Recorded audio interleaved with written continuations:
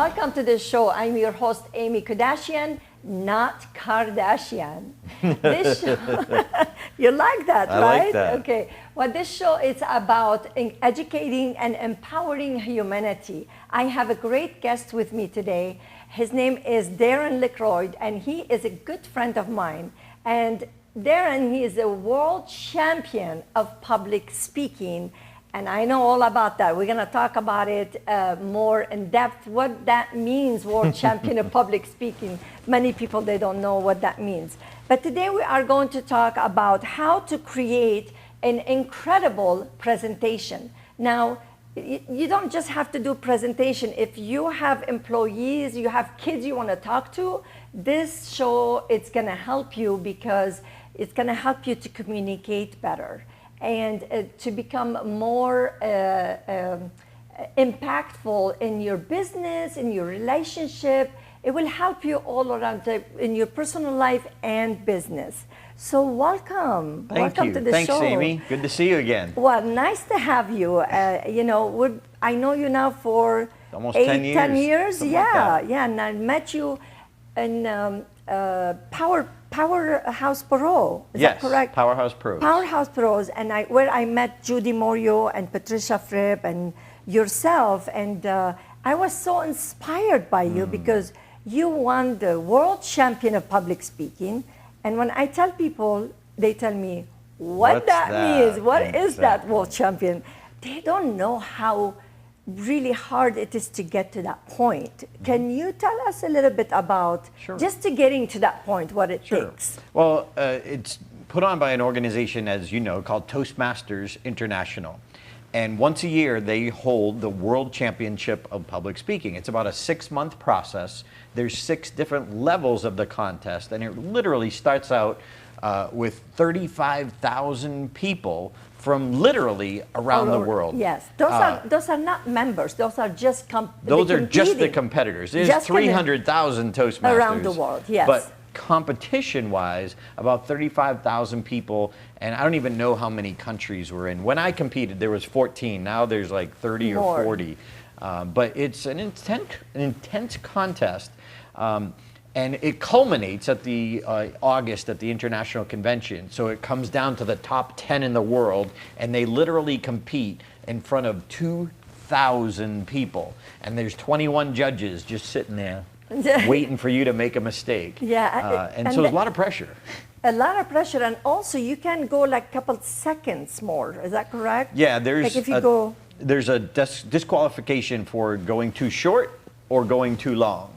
So it's a 5 to 7 minute speech, and they give you 7 minutes and 30 seconds. But if you go over that, then they disqualify you. Even if you're perfect. Even if you're perfect. Just to go over 7 and 30 seconds, 7 minutes You're and 30 done. seconds, you're done. Yes. Everything So- you worked for, and you compete against 35,000. I mean, could you imagine that? No. Wow, I can imagine the pressure you were under. Yeah, it was the biggest speech of my life. Well, maybe the second biggest, second only to my very first time on stage. And what is the first time?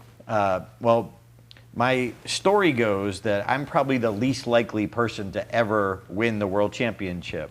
Back in 1992, I used to own a sandwich shop, and it failed. And I was living at home with my parents, and it was just the lowest point in my life because they had opened another one right down the road. It took all my profits off. I had to work from 9 a.m. to 1 a.m. 7 days a week just to keep from going bankrupt.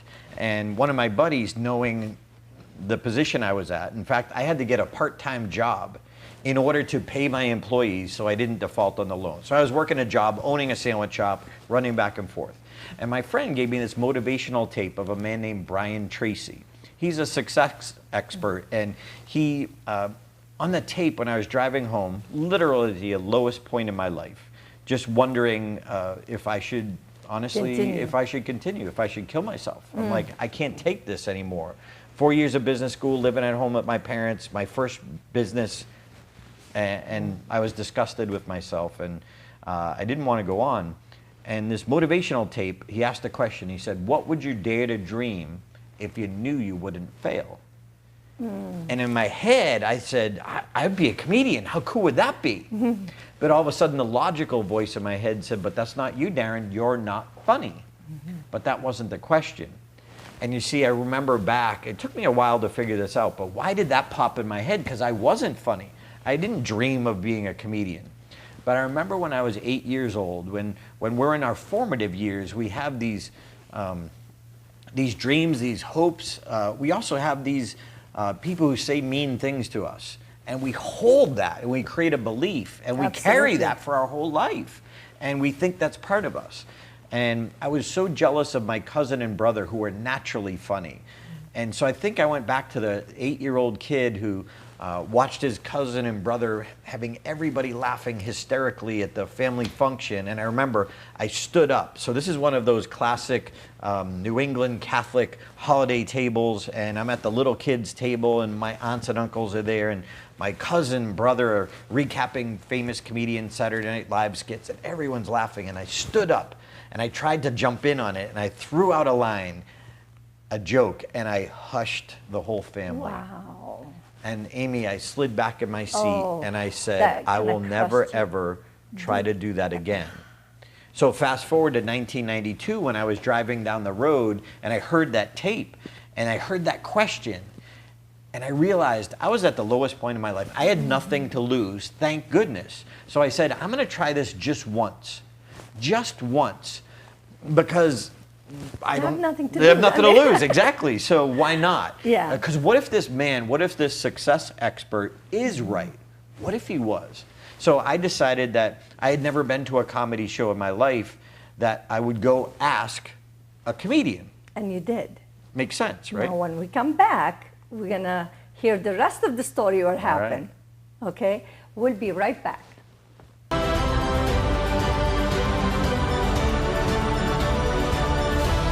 Snap-on dentures will change your life. And at Smiles Today Dental, we now offer the lowest price in town. Mini dental implants can stabilize your loose dentures permanently. Call Smiles Today Dental for a free consultation. Thank you for calling Denim Revival. Hate to say goodbye to your favorite jeans? Well, now you don't have to, because Denim Revival is here for you. Mail us your jeans and our professionals will fix it right up. We offer you all kinds of alteration services, including invisible repairs, let-outs, taperings, and original hemming, or even have your own custom-made jeans. Quoted the best denim repair shop by GQ, Vogue Magazine, and LA Times. Denim Revival, your search for alteration and repair ends here. And to you it ain't pretty little thing, how do your baby?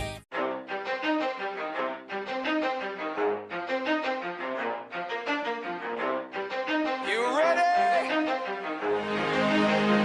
Let's go. Yeah. For those of you that want to know what we're all about, it's like this, y'all. This is 10% luck, 20% skill, 15% concentrated power of will, 5% pleasure.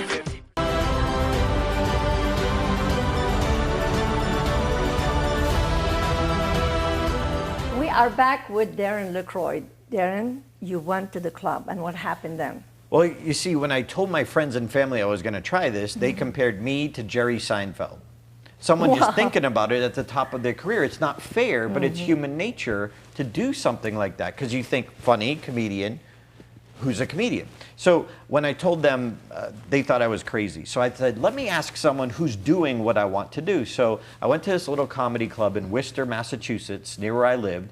And remember, I was very shy and quiet. So I had to build up all the courage I could to talk to the headliner comedian that night. And he seemed approachable. So I walked up to him and I said, hi, my name is Darren. I want to try this. What do I need to do?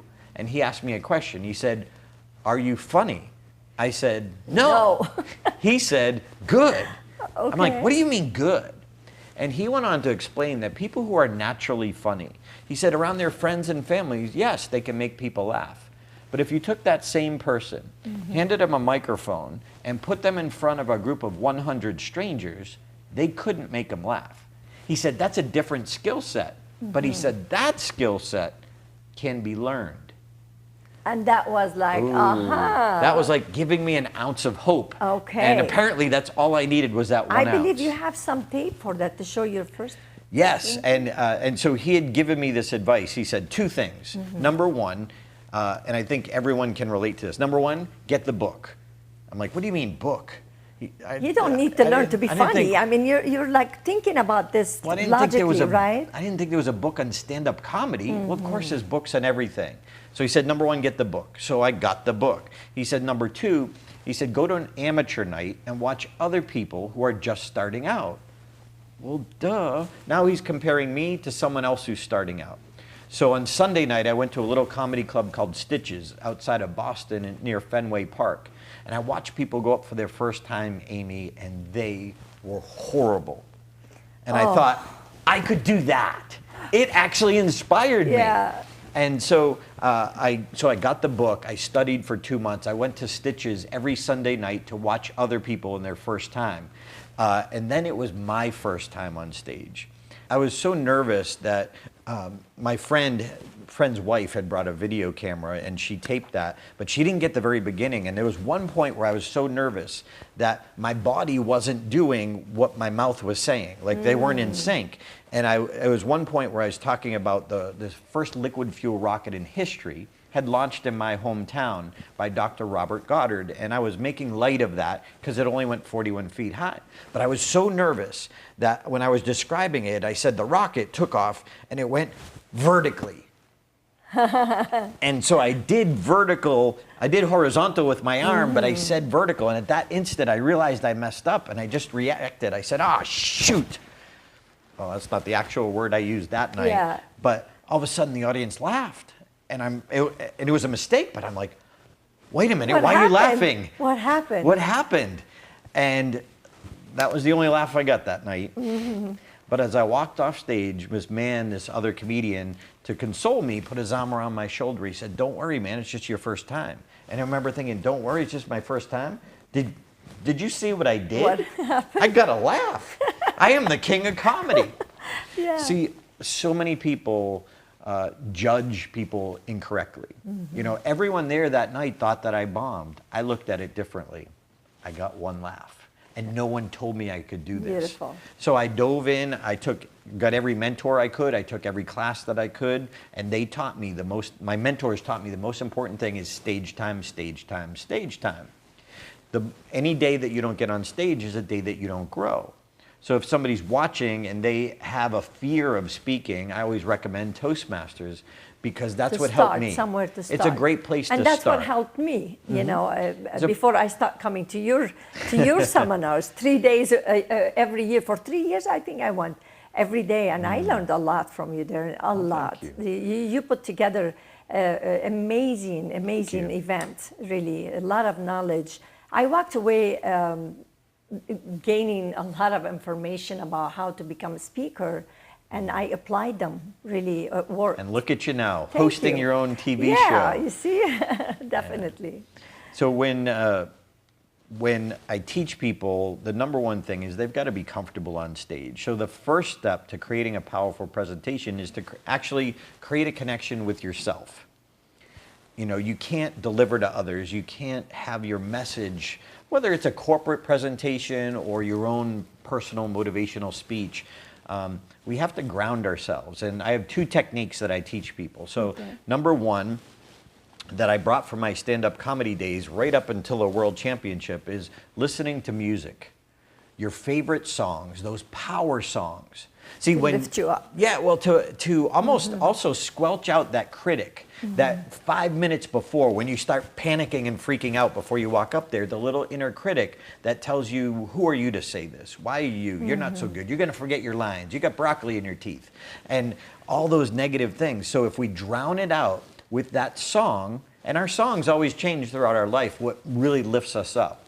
And so what's the song that helps you? What are your 3 power songs? So I always say, create a playlist and listen to it just before you walk into that interview or give that big presentation. And then number 2, so listen to music. Number 2 is to the 4 questions I ask myself, still to this day, before I walk on stage. So to ground myself. So number one, am I present? Am I right here, right now with these people? Look, I know we all have problems. We all have challenges every day. They're going to be there at the door when you're done. But right now, what matters are these people in front of you. You're serving. You're supposed to be serving them. Exactly. So number one, am I present? Number two, what is my intent? What's the goal that I want for the audience when they leave after they heard me speak? You know, I got to get clear. What do I want them to think about differently? So ask those questions. You know, write them down before you want to put presentation together. Am I going to be present? What they're going to walk away with? Okay. And number three is, will I have fun? Okay. Because if we want our audience to have fun, it starts with us. Absolutely. You know, when you're interviewing people, Yes. if you're up or you're in a better mood and you have your great staff here keeping you positive, it goes better. Absolutely. So we got to remember, we got to have fun. You got to put different hats. You forget your problems and put your different hat on. Put your Yeah, present hat. yeah. And then the fourth question I learned from a mentor, his name was Willie Jolly, and he said, ask yourself, how would I give this presentation if I knew it was my last one ever? Wow, that's pretty good. And you know, I mean, we could apply all this to our daily life as well. You could say, if I'm talking to my child or my employees, how about if this is the last day I'm talking to them? What I want them to think of me, I am as their mentor or their boss or their father or mother. And you're more likely to say it from a place of love. So you could actually apply everything you're teaching to our daily life. Of course. And to be present, right? And always serve others. Yeah, and shut off your phone. Yes, Go do to that airplane for mode. sure. So when we come back, I have a question for you. When we come back, I wanted to ask you a really important question. So we'll be right back.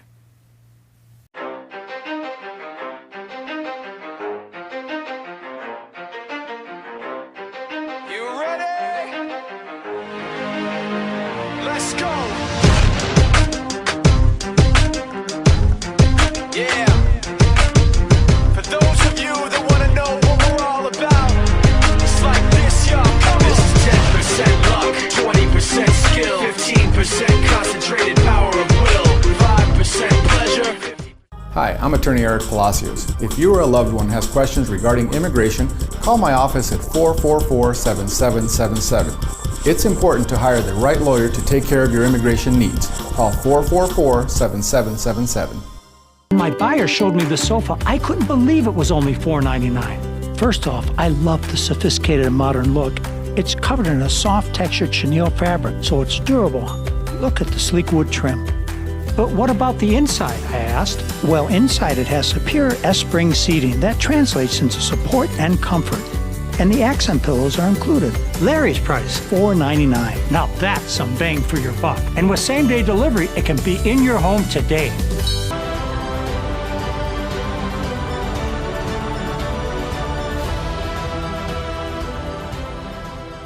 And we are back with Darren Lacroix. And Darren, you are amazing. Not just amazing speaker, teacher, mentor.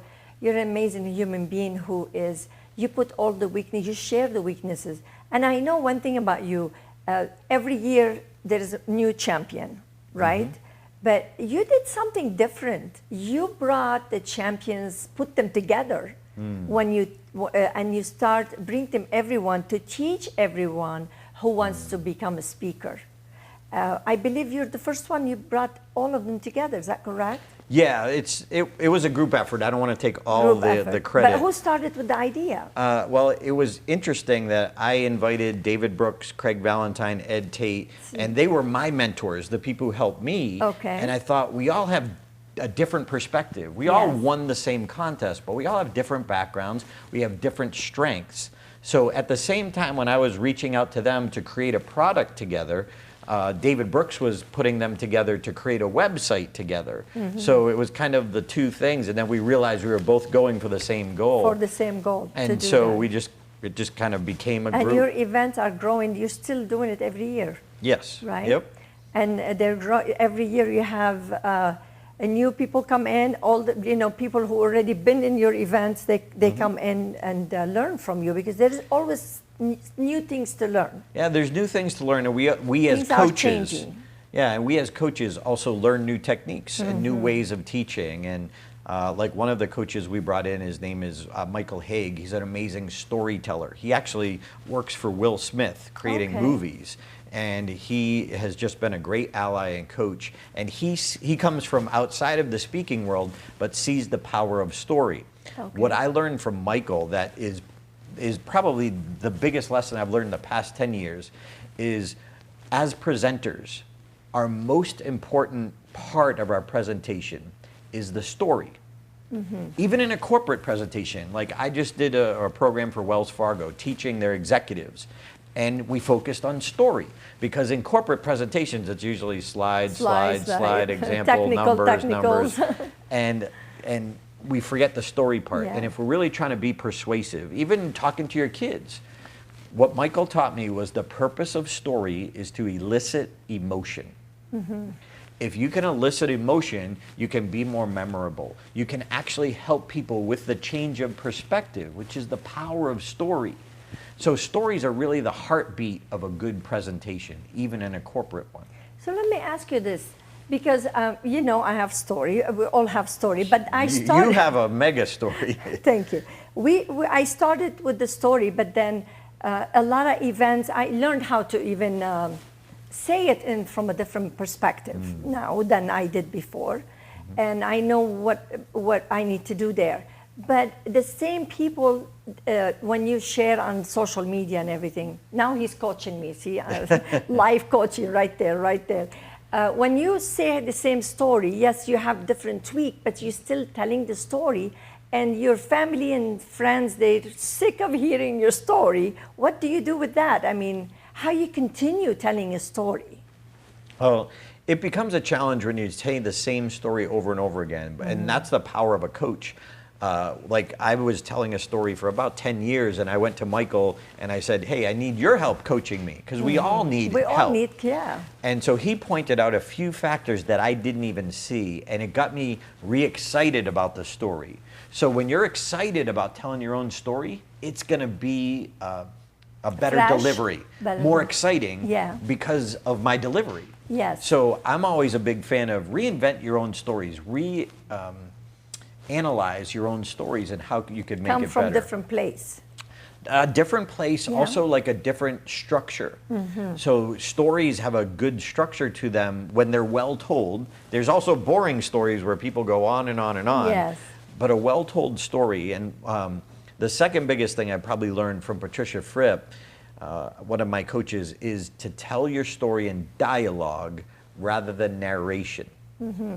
Dialogue is when you bring us to the moment, when we know your story, when we know when you are there and the bombs are going off. Like, that's powerful. But if you tell us about how they went off, it's not nearly as powerful as bringing us to the moment. And I think that's one big mistake that I see a lot of presenters make. They tell us about the story in the past, which is narration, as opposed to telling it in dialogue, which is having us hear the conversation. So if I can give you a quick example. Sure. So in my championship speech, when I went to my coach, Mark Brown, who was a former world champion, when I first brought him this story about telling my parents that I wanted to be a comedian, the way I initially told it was, so I went home to tell my parents I wanted to be a comedian, and they were speechless. They didn't know what to say. So that's boring and flat. It's narration because it's telling you about a past event. So what Mark pointed out, same exact story, same thing that happened, but when you turn it into dialogue and take on the emotion of the characters, it comes to life. See, I think a lot of people just think, I'm giving a presentation. Well, there's giving a presentation, and anyone can do that. But I always ask people who are giving a presentation, do you want to speak or do you want to be heard?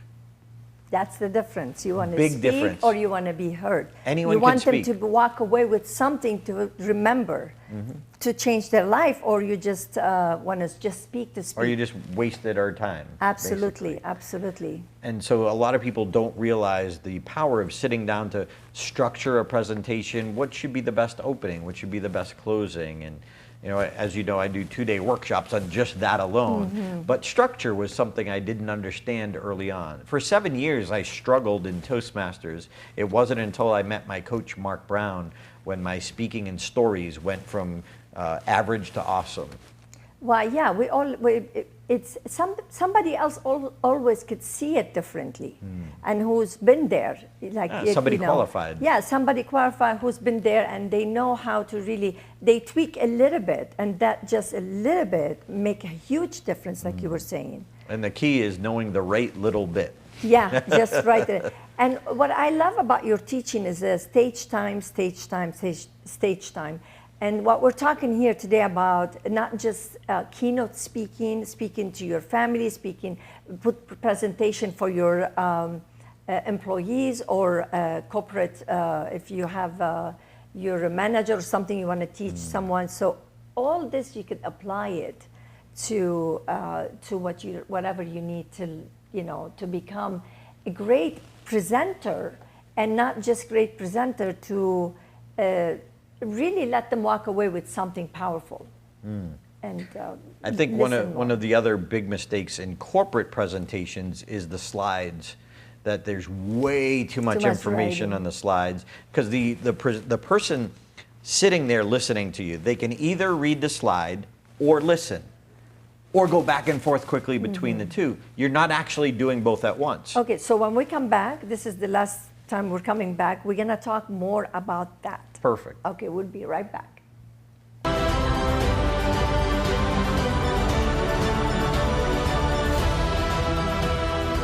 And we are back with Darren Lacroix. Darren, you're amazing. Thank you. You are amazing.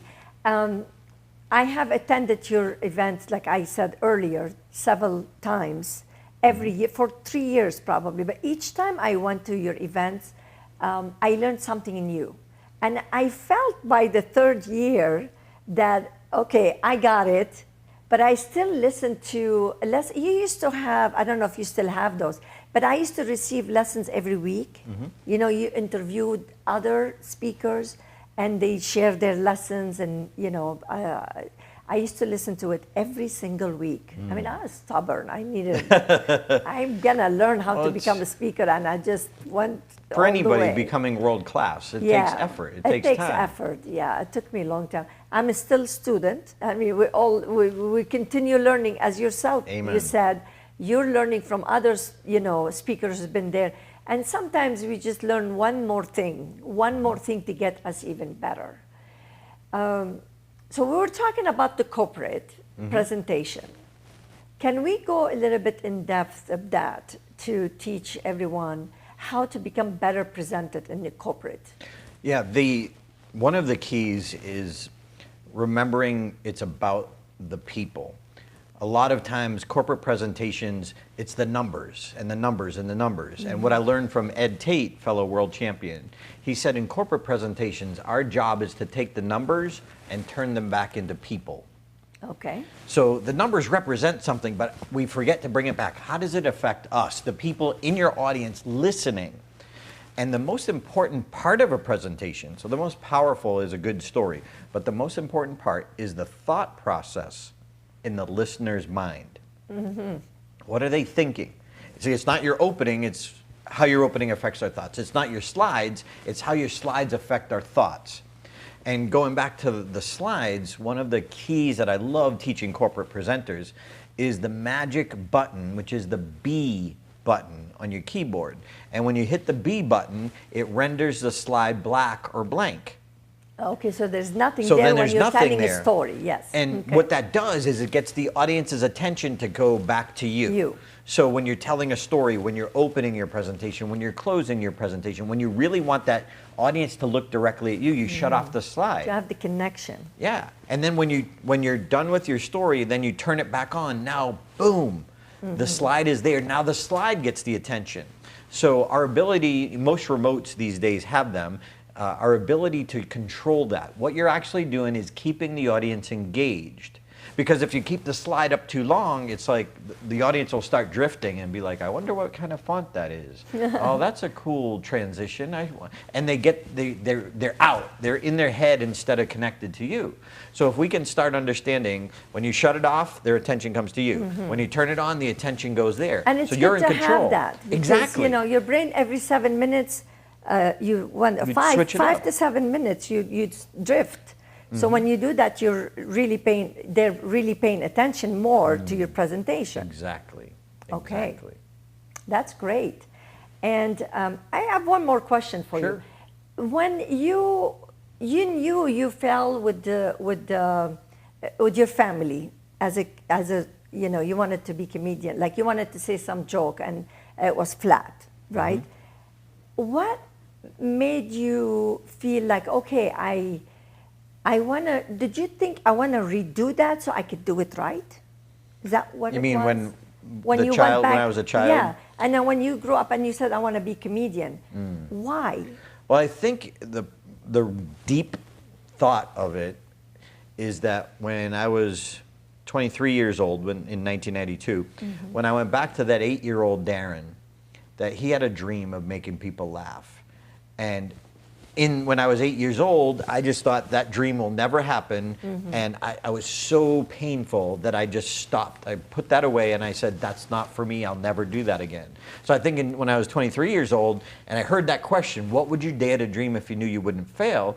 I went back to that 8-year-old kid. Yeah. And I said, you know, because I'm thankful now that my sandwich shop failed, because I was at such a low point in my life, I thought I have nothing to lose. So let me just do this once. So it wasn't a dream at that point. When I got the one laugh, then it became a dream. But that little kid with that 8-year-old dream of making people laugh, when I got that one laugh, it was magical. Magical. And I said, I want more of that. And no matter who told you what, at that time, the person told you, you were happy, you just felt a champion there. You felt good. But they told you, well, that's not good enough, you know, right? Oh, yeah. Well, they were looking at the short run. For them, it wasn't good enough. But for you, it just meant the world. Well, you and I and everybody watching is on our own journey. And sometimes we shortcut our own dreams because we compare ourselves to somebody else's journey. And it's our own journey. We're where we are right now because of our past. But our past shouldn't be compared to somebody else's past. We can learn from other people. We can be inspired by them. Like you have an inspiring story. We can all learn from that. But what am I going to do with my life? Absolutely. What can I do with that? And don't let anybody talk you out of it. I had my friends and family told me that I was crazy and I was stupid for trying to become a comedian. Now, I realized after doing comedy for a while, I had a bigger, better dream, which was to impact lives through speaking. And now I'm a coach. Now I teach other people how to learn what I learned the hard way. You turned that around. It's exactly what happened to me. I wanted to be a teacher, but I was held back at school year after year. I never finished 4th grade. They were going to put me back to 3rd grade. I never went back to school, but I was on a mission to make sure I want to live the dream. I want to be a teacher. But today I'm not teaching in the school, but I'm teaching in a different way. You're teaching on TV. Yeah, and I'm bringing teachers like yourself. So I get this opportunity. So I wanted to encourage everyone not to take their obstacles or whoever told you you can't do something. Take it and turn it around. You could do it in a different way. You didn't become comedian. Our assets. Absolutely, absolutely. And this is an opportunity. It's been given to us if you focus on it to turn it around. And that's what I think maybe dyslexic people do this. Because I know you have dyslexia, I have dyslexia, and people sometimes, they wonder what dyslexia mean. And I tell them to go and read a book named The Gift of Dyslexia. When I heard the CD of that, I was sobbing. Wow. Because there is a gift. In dyslexic people, they think in 3 different dimensions. I don't know if you know that. I did not know that. Yeah, you know, Disney World was dyslexic. Richard Branson is dyslexic. A lot of entrepreneurs are dyslexic. Richard Branson, actually, he did not know what I watched his documentary. He did not know what net profit was. He was in business. He didn't know. He had to learn that.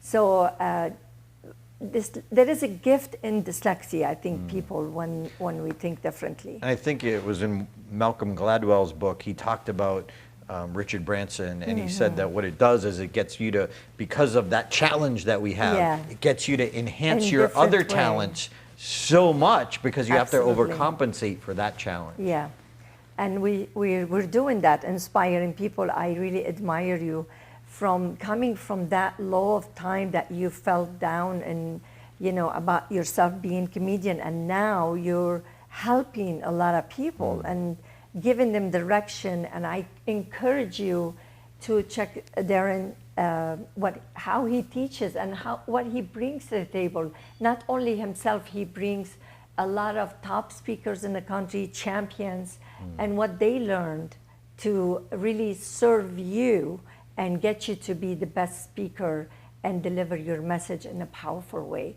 So I cannot thank you enough for being on my show. I appreciate pleasure, you my so honor. much. And it's my honor, literally my honor. So I want to have you back again soon. And do you have any last words? Would you like to give us your website? Well, if you'd like to learn more, you can go to darrenlacroix.com. DarrenLacroix, and I have books, and I have a Stage Time University, and I have live events.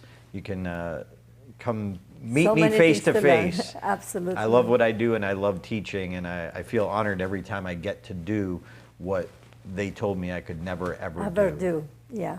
Again, thank you so much for being on the show. Thanks, and Amy. thank you for watching. Until next time, stay focused on your purpose.